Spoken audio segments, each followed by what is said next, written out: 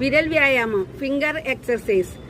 കൂടിയതും കുറഞ്ഞതുമായ രക്തസമ്മർദ്ദത്തെ നിയന്ത്രണത്തിൽ കൊണ്ടുവരാൻ പറ്റിയ നല്ലൊരു വിരൽ വ്യായാമമാണ് ചെയ്യാൻ പോകുന്നത്.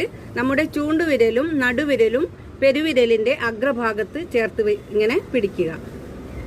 ഇങ്ങനെ 30 മിനിറ്റ് വീതം ദിവസം 2 നേരം ചെയ്യുക.